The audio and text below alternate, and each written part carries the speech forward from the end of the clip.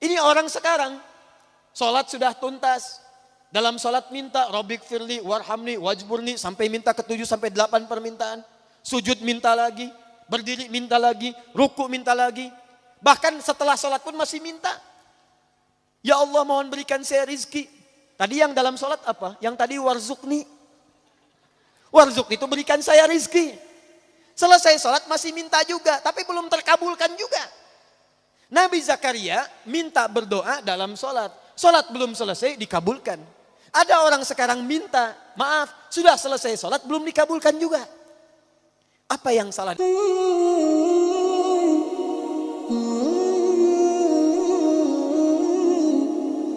Orang yang sholatnya benar, itu dijamin oleh Al-Quran, doanya akan cepat dikabulkan oleh Allah Subhanahu wa ta'ala.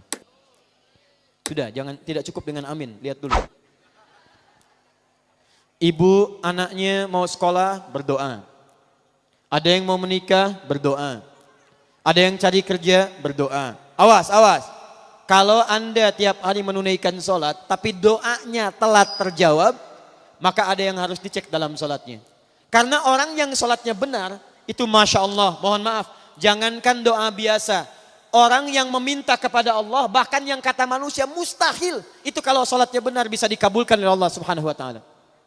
Dalilnya Quran surah ketiga Ali Imran ayat 38 sampai 39, paling kanan sebelah atas. Saya agak cepat. Quran surah ketiga Ali Imran ayat 38 sampai 39. Kenal Nabi Zakaria? Oh, yo kenal. Kenal di mana? Nah, orang rengat tak? Belum ditulis sudah kelihatan. Nabi Zakaria kenal. Masya Allah. Baik, sudah. Nabi Zakaria, Nabiullah, dekat dengan Allah, orangnya soleh, berumah tangga, menikah sampai sepuh, mohon maaf ibu, istrinya divonis monofos, bahkan mandul. Menurut medis dan klinis itu mustahil punya keturunan. Tapi apa yang dilakukan Nabi Zakaria? Melihat Sayyidah Maryam alaihissalam banyak beribadah di mihrab dekat dengan Allah. Lantas beliau berinisiatif untuk sholat di mihrab itu. Perhatikan sholat. Dalam sholatnya memohon kepada Allah. Di mihrab sholat minta kepada Allah. Nanti kita akan lihat. Apa yang terjadi? Kita baca ayatnya. Hunalika da'a Zakaria Rabbah. Di mihrab itulah Nabi Zakaria berdoa kepada Allah Rabbnya. Qala Rabbi habli min ladunka dzurriyyatan thayyibah. Ia memohon, ya Allah, mereka mengatakan manusia saya tidak akan mungkin punya keturunan. Mereka katakan saya sudah sepuh, fisik saya sudah letih, rambut saya memutih, dan istri saya divonis secara medis sudah tidak mungkin punya keturunan, monofos dan mandul. Maka saya mohon ya Allah berikan keturunan dari sisimu saja. Ini awas, ini rumus dalam Quran. Kalau bapak ibu nanti mendapatkan gambaran dari manusia, ada tetangga, ada dokter, ada macam-macam mengatakan ini mustahil pak. Ini nggak bisa bu. Maka tafsir dari ayat ini ingin mengatakan kalau manusia sudah mengatakan terbatas tidak bisa, maka tinggalkan pendapat manusia, minta kepada Allah Subhanahu wa ta'ala. Bagaimana cara mintanya? Lihat Nabi Zakaria. Qala Rabbi habli min ladunka dzurriyyatan thayyibah innaka sami'ud du'a. Ya Allah, manusia mengatakan saya enggak mungkin punya keturunan. Saya mohon darimu saja ya Allah yang tidak punya batas dalam kuasa. Engkau pasti mendengar doa saya. Kalau pada yang maha mendengar saja tidak dikabulkan, kepada siapa lagi saya mesti minta? Nah, yang paling menarik, Nabi Zakaria itu mintanya dalam keadaan apa? Apakah sedang duduk? Apakah sedang makan? Apakah sedang tiduran? Lihat ayat 39-nya. Begitu selesai berdoa, perhatikan selesai berdoa, tiba-tiba turun malaikat. Fanadathul malaika wa huwa qaimun yusalli fil mihrab. Tiba-tiba turun malaikat menyampaikan kepada beliau, annallaha yubashshiruka bi Yahya. Jadi baru selesai berdoa, turun malaikat. Hei Yahya, hei Zakaria, kamu dapat kabar gembira dari Allah, kamu akan punya keturunan. Bahkan langsung namanya dari Allah, Yahya. Dari kata Al-Hayyu, artinya hidup. Yang mustahil kata manusia, lahir dari rahim seorang perempuan yang menopause dan mandul bayi yang hidup. Kata Allah, bagi saya nggak ada yang mustahil. Jadi hidup. Kapan dia berdoanya? Wa huwa qaimun yusalli fil mihrab. Ternyata beliau berdoanya masih berdiri dalam sholatnya. Nabi Zakaria sholat, Bu. Berdoa kepada Allah. Sholatnya belum tuntas. Perhatikan dahsyatnya. Sholatnya belum selesai, doanya sudah dikabulkan.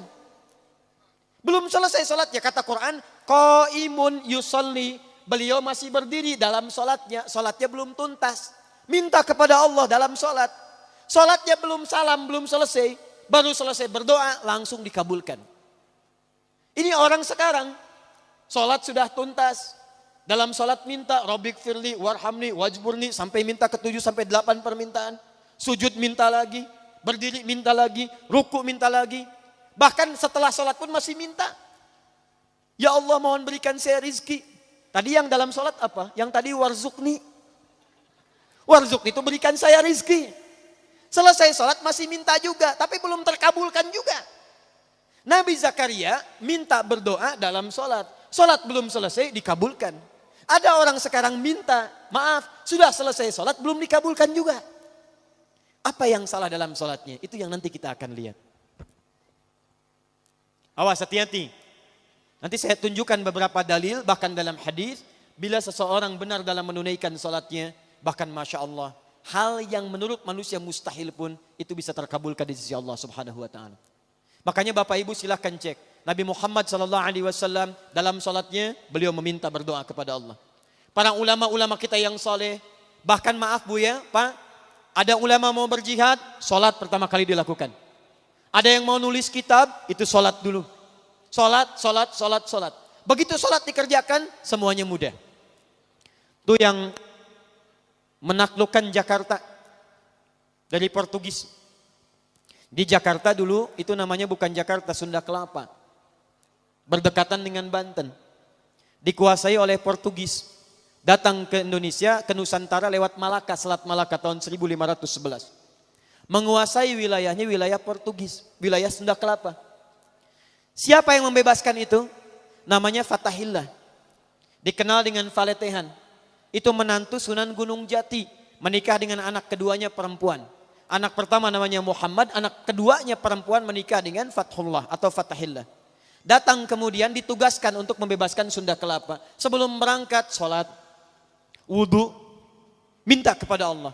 Begitu berangkat dimudahkan oleh Allah Subhanahu Wa Taala. Wa ma ramaita idh ramaita.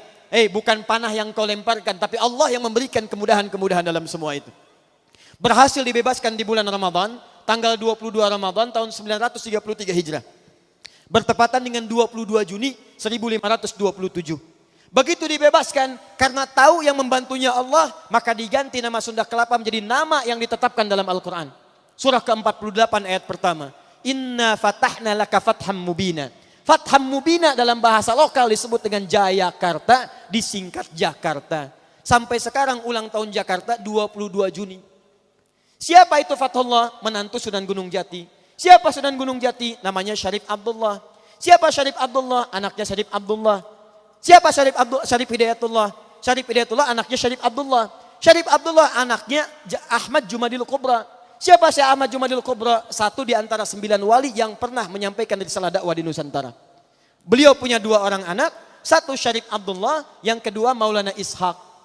Syarif Abdullah itu nanti yang kemudian menikah dengan seorang perempuan namanya Syarifah Mudaim. Siapa Syarifah Mudaim? Namanya Rara Santang. Lahir tahun 1426. Dia punya kakak namanya Walang Sungsang. Ganti nama jadi Abdullah Iman. Lahir tahun 1423. Siapa bapaknya? Bapaknya namanya Prabu Siliwangi.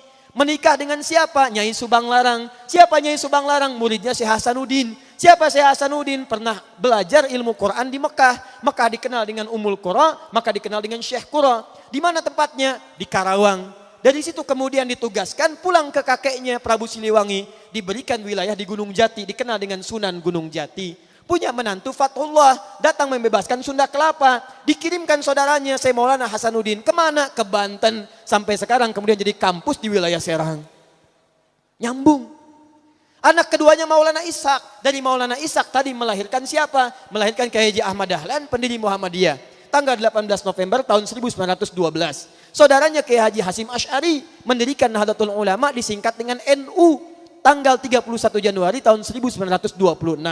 Jadi NU dengan Muhammadiyah itu bersaudara pendirinya. Berasal dari Ahmad Jumadil Kubra. Siapa Ahmad Jumadil Kubra? Keturunan dari Ali Zainal Al-Kabir.